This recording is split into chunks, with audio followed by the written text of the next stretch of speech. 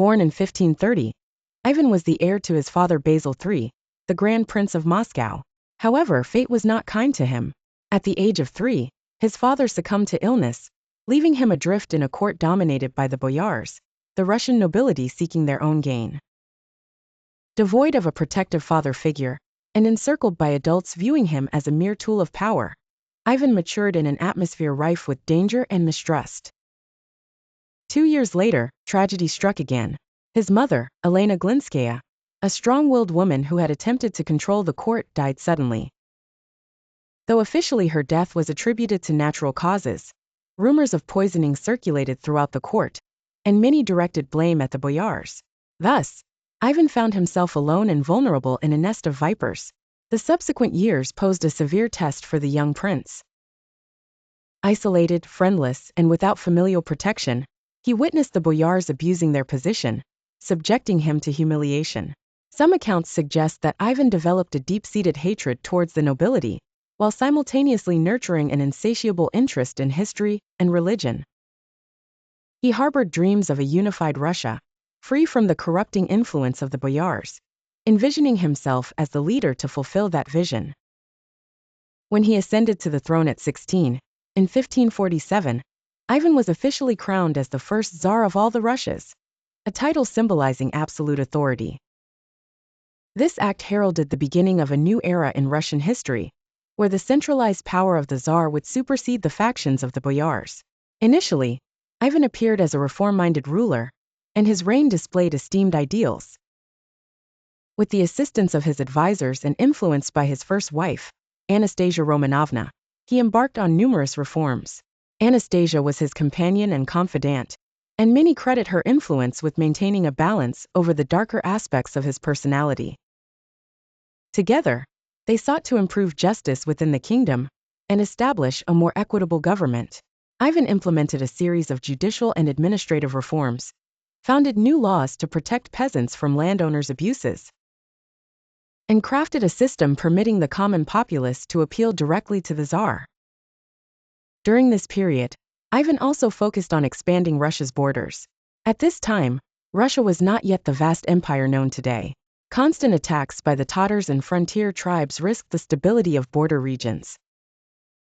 However, with cunning and unyielded determination, Ivan launched successful military campaigns, conquering territories such as Kazan and Astrakhan, thus securing control over the Volga region and initiating Russia's expansion eastward.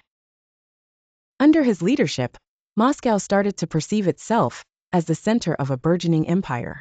In 1560, Ivan's world crumbled. His wife Anastasia died, sparking a radical transformation within him.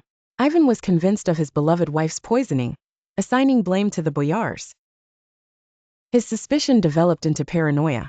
His grief morphed into unrelenting fury.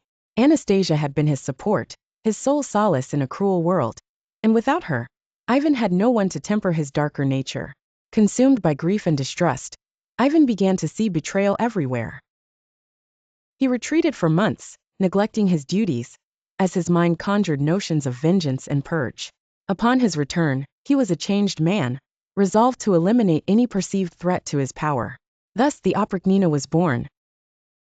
The Oprichnina represented a singular and dreaded institution, a personal army of men loyal solely to the Tsar, clad in black, with dog heads and brooms on their horses, symbols of their mission to pursue and sweep away the Tsar's enemies.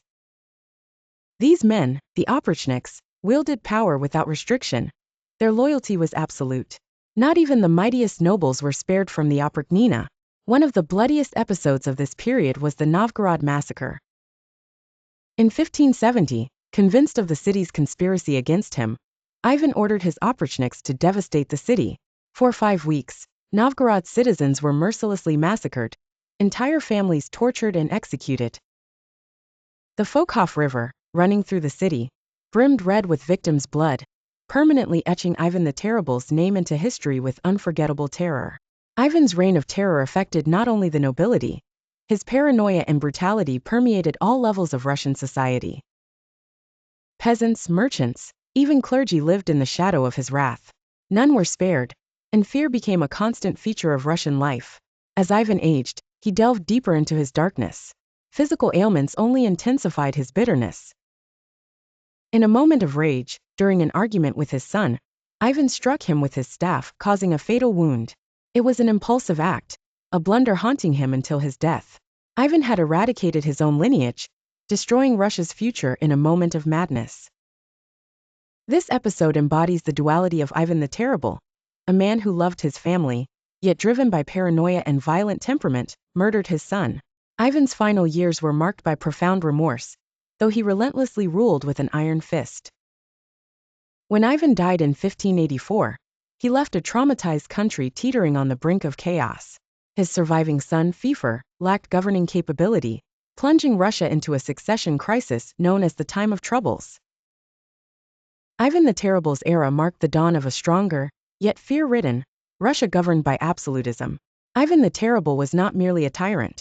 He was a man sculpted by pain, mistrust, and personal tragedies. His legacy is complex. On one hand, he consolidated Russia as an expanding power. On the other, he left a nation fractured and terrorized. This is the legacy of Ivan IV Vasilievich, a man who changed his country's history at a terrible cost. He was a Tsar dreaming of a unified empire, yet left behind a kingdom steeped in terror. Was he a visionary or a monster? History still debates his place. But one certainty remains.